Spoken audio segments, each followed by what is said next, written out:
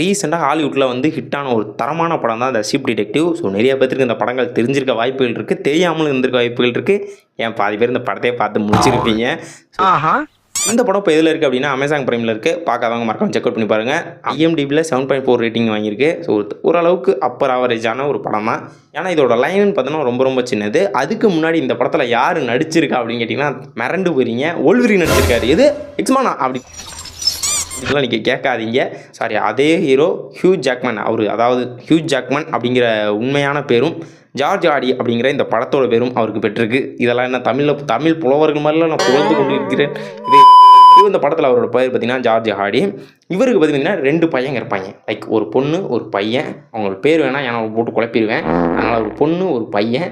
அது மட்டும் இல்லாமல் இவங்க ஒரு ஊரில் இருப்பாங்க. அந்த ஊரில் இவருக்கு முக்கியமான ஒரு 5 பேர் இருப்பாங்க. 5 பேர் தரமான 5 பேர். சர்ச்சோட ஃபாதர் ஒருத்தர், ஃப்ளவர் ஷாப் வச்சுருக்க ஒரு அம்மா அவங்க, அப்புறம் கொத்து புரோட்டா போடுற ஆடுகளை வெட்டும் ஒரு மனிதன், அப்புறம் ஆடு மேய்க்கிறவன், ஒரு வீணாக போன போலீஸு. ஏன்னா நம்ம ஆள் ஆடு மேய்க்கிறவன் தான், அதாவது நம்மளும் ஆடு மேய்க்கிறவன் தான் அப்படிங்கிற மாதிரி அவனும் ஆடு மேய்க்கிறவன் தான் நம்ம ஆள் ஜார்ஜ் ஹார்டி.